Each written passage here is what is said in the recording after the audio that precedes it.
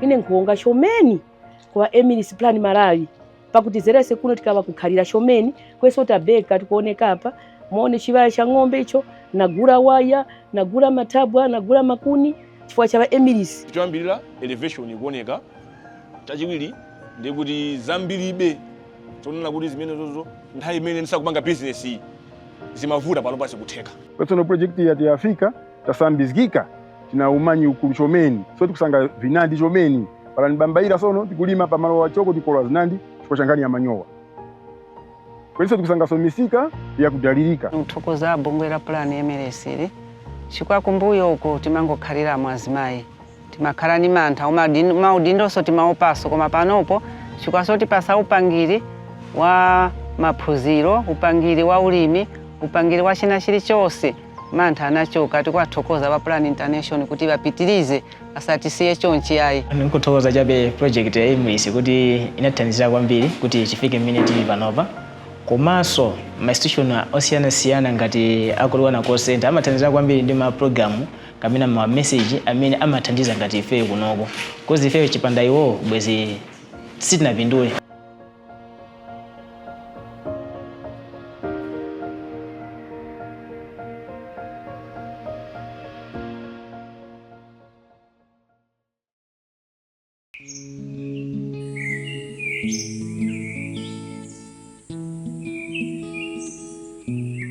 In rural Malawi, the rhythm of life is dictated by the soil. But for smallholder farmers in Kasungu and Mzimba, that rhythm has grown predictable. Erratic rains, limited access to inputs, and traditional methods have long constrained yields. When harvest came, isolated markets and weak bargaining power left families taking whatever price was offered. To break this cycle, Plan International Malawi, in partnership with LUENER and the Ministry of Agriculture, supported by the government of Flanders, launched the EMIRIS project. The goal was not simply to distribute inputs, but to build resilient, market-led agriculture. The EMIRIS project is a project that we are enhancing the agricultural markets for our smallholder farmers to actually increase their resilience as well as their income. The project has got 3 specific objectives.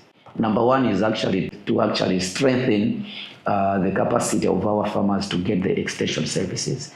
The other thing is about increase in crop production, and the other objective is about quality of their produce, because this is a market-oriented project. Quality is also very key to attract more off-takers. 3 objectives, 4 years, and over 45 farmer organizations, working to rewrite the story of smallholder farming.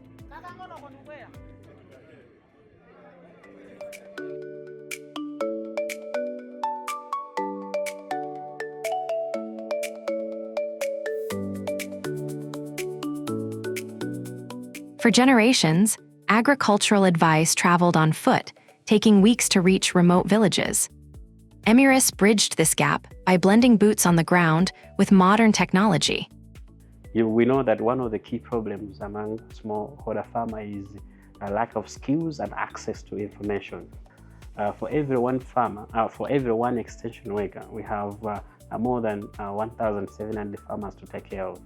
So you can imagine with this demand-driven extension, it's very difficult. That's why an element of e-extension is very important, and we bring in the concept of call center to say, why don't we have a 24/7 access for farmers to get information? Over 19,000 advisories were delivered across 10 extension planning areas. Where individual phone ownership was low, cooperative members shared digital insights during group meetings, ensuring no farmer was left in the dark. Mene tinapanga register akuluwana kuti tandizira ndi ma message. Ndiye ma message aja akabwera timatha kukambirana ngati gulu. Ngati mene tinapuzira kuti china yonse tizipuzisana munomo. Ndiye wina aliyense amakhala assure kuti this mvula igwa mwacho njicho. ndikuyenda ndizale mbewu iyi ndipo zimathandiza kwambiri kuti tizikolola zochuluka kwambiri. Ngati chaka chatha aplan ku call center atatumiza ma message kuti mvula iyamba igwa ma 100 to 110. Tinazayesesa kupeza mbewu zabwino zimene zigwizane ndi mmene atiuzaliwa nacha ndipo zathandizadi ndipo tinaza tikolole natitira bwino. Usually we start with the issues to do with weather forecast. So we give out to farmers information on the current trend of the weather in that year, the season, in that growing season, and they ask on the type of crops they should plant, the seed and the requirements, and how they should prepare their land. Those are the questions they ask, and even the right time to plant. Technology is reinforced by localized research. In Kasungu and Mzimba, practical field trials allowed farmers to test seed varieties and agronomic practices directly on their own land. Nakumandalangiza boma mogwizana ndi anzathu akulwana alaza panopa kuliso mitundu ina ya mteza yoti mutha kuiyesaso ndi alanu kuno ndiye zonsezi mpange research paino nokha asapake na zilangizi yayi kwa hiyo natha kupusisani koma inu mpeze nokha kwanu konkuno. Anali mitundu 4 panali CG8, CG10, CG11, CG12 ndi CG13. Ndetangozala tinamba kupangapo study kuti mteza wake umene ukula bwino ndi uti, wamera bwino ndi uti, komanso pamene upita kumatenda ndi uti, ufuna mvula yochepa ndi uti. Kuba naona kuti mbewu inayo imene tinazala inali CG13 kumera inamera almost 93% germination rate, koma CG12 inasikirako. Aziza tithandiza kuona ngasindo kuli kwathu dotatu za nthawi imene tingapangire kuti nthawi iyi mvula ntezi mbewu iyi tithakwizala mwezi wake uwu tizakula mwezi wake uwu. Kwapoyamba timangozala bola mvula yagwa. That's why timaluza, that's why timakolola mwamwayi timakolola. Pamalingana ndi kusintha kwa nyengo panopa tiza kuti nteza kuti kazala mwezi uwu tizakula mwezi wake uwu.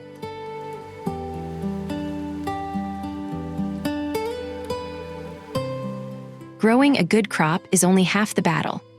Historically, post-harvest losses claimed up to 40% of smallholder yields. EMIRIS introduced simple, transformative technologies, from PIX bags to solar dryers, cutting losses to under 5%. To sustain these practices, the project incubated a new generation of rural entrepreneurs. Young agro-dealers were equipped with business management skills, capital support, and ties to national suppliers. Poyamba naphunzira za incubation hub, business plan, business registration, ndi digital marketing. Afono omwe amene mayuza ife omabanga bosaje bwanawa tukolobanga lomwe obanga register business yathu ndobanga business yomweyo kupanga so reach anthu ena ona kuti ali kutali koma ngomaza kuti kukasungu kukamphulu kapena kuti nkhoma kapena kwina kwake kandi kulumphika kandi kuti kuli agrodila wino wake amene iyi akonza kuthandiza kupeza zinthu izi zimene akufuna iwo pa ulimi wawo kucha. After the workshop anatipasa ngati ka startup kit ona kuti akaka mmene mukupitamu mukayambire apa nkati kwina kumene kukoneka mankhwala kwina kunalibe mankhwala ayi inali ngati kauchini kangono chabe kunana kuti basi koma panopa ile vichoyambirira elevation ikuoneka chachiwiri ndi kuti zambiribe tonena kuti zimene zozo nthawi imene ndisakupanga business iyi zimavuta panopa zikutheka. Value addition changed the rules of trade. Rather than selling raw, ungraded produce at the farm gate to passing vendors, cooperatives learned to grade, clean, and package their commodities. Chakuyamba value addition tikasambira vaitu plan ya kutolanga tutani ku agriculture fair mwatiendeskapo so tasambira mu vindu vinandi ni mutasambira za value addition. For example mungaona pali ma crispies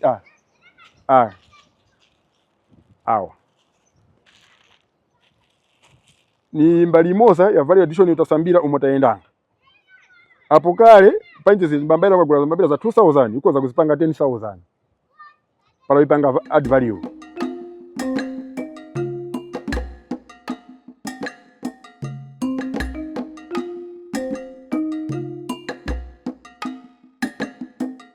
Connecting organized farmers to structured buyers was the key to financial sustainability.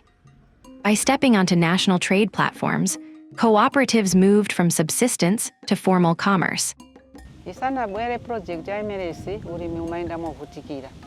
Chikuwa tikati tikalima misika imativuta. Ndiye amabwera mavenda, amatigura mavenda mwa mtengo yosayenera. Oti pachaka kuti nigwire 100,000 umakhala mwawi. Koma itabwera project iyi tsopano ulimi ulienda bwino. Chikuwa project ya EMIRIS amatipasa upangiri wa maphunziro, tinaphunzira malimidwe, tinaphunziraso anatiphunzisaso kuti tipeze msika wogulisira pagulu. Tigulisira pagulu panopo tupeza ndalama zokwanira.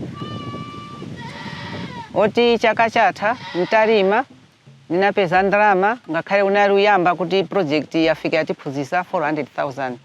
Ninagula mbuzi 2022. Chaka chatha ninapeza kuti nili ni mbuzi 13. Panopo mbuzi zakwana 37 koma zina nagulisapo. Chikuwa cha upangiri tumena natipasa project ya plan ya EMIRIS.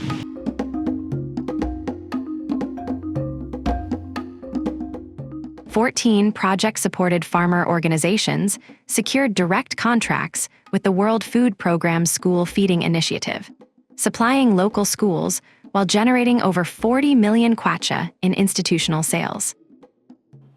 World Food Program ni njira imodzi imene yatithandizira kwambiri kuti anthu fe miyoyo yathu isinthe. Chifukwa ndi msika waukulu.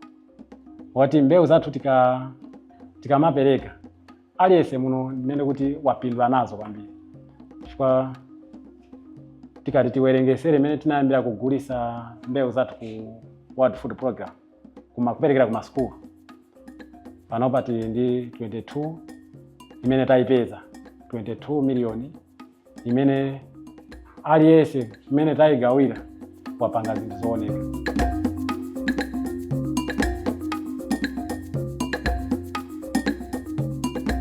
Underpinning this growth was access to finance.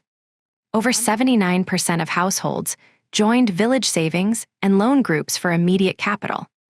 For larger expansion, technical support helped cooperatives apply for major commercial grants like AgCom.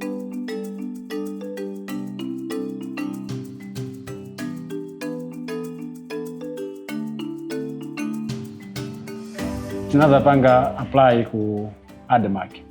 Mwasoka ADMAC sinapereke ngongole. Sindiye sinatenge ngongole kwa ADMAC. Nthawi yomweyo tinazaona kuti kuzavuta. Tinazapanga apply ku NIFI. NIFI mena atuonera nazo tuona kuti ayi tikuthekera tili nako. Anativomera. Anatipasa ngongole. Ngongole hiyo inali ya 9 months. Mabwezedwe wake. Moti pano tili mkati mobweza kwa kukulu tachitakale. Moti kwa sapa ngono kuti timalizise. Chachitatu tina panga apply sopano ku AgCom. Tafuna kuti atithandize warehouse komanso tractor. Ndiye tikuziwa kuti plan inatithandiza chinthu chachikulu kwambiri chifukwa panopa sopano tikumango zipangira zinthu pa ife toka koma chincho sikungotheka chifukwa AgCom iyi mazata angangotuluka ife tikuziwa kuti tikhala pa ndanda ndoti atiteka. To overcome persistent seed shortages, cooperatives partnered with national research stations like Lanyangwa and Chiteds to produce certified seed locally. Apulani adatibweresera a research amene adatiphunzitsa ndondomeko zonse zimene tingatsate pochulukitsa mbewu. Ifeyo poti pa nthawi imeneyo tidalibe ndalama zoti nkulipira kuti tiyambeko project yathu yochulukitsa mbewu. Ndiye tinapanga mgwirizano ndi bungwe lina limene lidatithandiza kuyendesa zonse, kulipira zonse zofunikira, ndipo tidalima mbewu ya tikolole ya soya. Panopa tili mkalikiliki kuti tisonkherane ndalama ngati mamembala a cooperative amene angafune kuti tichulukitse mbewu.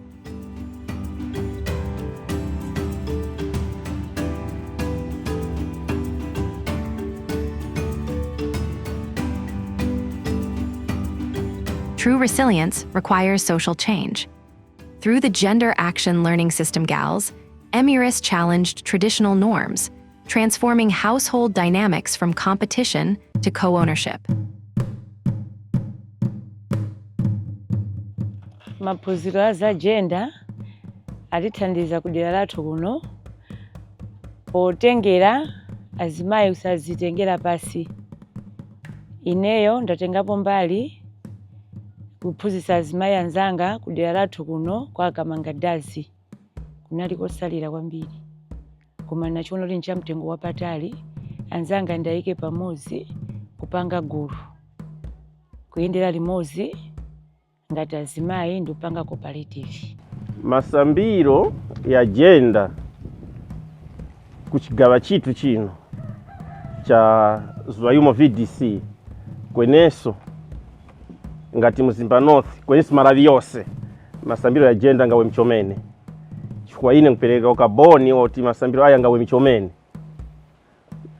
so tukwenda rumoza kusanga mbewu kweneso para ndrama zasangika tukatora rumoza ku banki tukiza nazo mwana kumchema tawerako ndrama iyi tipange plan uli tikutapa chibodi chitu chira cha vision jane chira ba EMIRIS bari kutisambizga chira cha va gender tukabeka para ututendenge nte ichitinga kwanisika panyengo inichi yayi icho tasanka icho tukumbana mpanga chitechi tikwaniriska.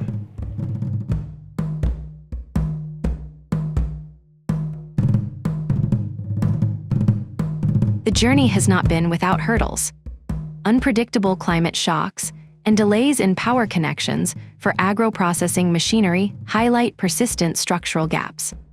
But local ownership is already bridging these hurdles. Feyo ngati boma tikuyamikira chifukwa EMIRIS kuzera mu bungwe la Plan Malawi limene takhala tikugwira nayo nthawi yayitali tikuona kuti alimi athu athandizika koposa. Koma panopa kuti kwa boma monga tikama ona 2063 agenda imene imanena kuti agriculture productivity and commercialization. Tikuona kuti alimi athu ena sadafike kwenikweni kuti akakhale kuti panopa they are doing farming ngati business. Chifukwa chonena kuti imene challenge kumakhala ikulu mwina ni ma production levels. Chifukwa choti alimi athu ena adakagwirisira benjera zina zimene sizikuwafikirisa kuti akati kuchita ateni high productivity. Ndi tupempho lilipobe kuti ma NGOs akathe kupitira mwina kuchita develop ma proposal towards the 2063 agenda if Malawi is to move ahead. When smallholders gain access to real-time information, fair financing, and structured markets, agriculture becomes more than survival. It becomes a profitable business. The EMIRIS project may end, but the seeds of self-reliance planted in Kasungu and Mzimba will feed generations to come.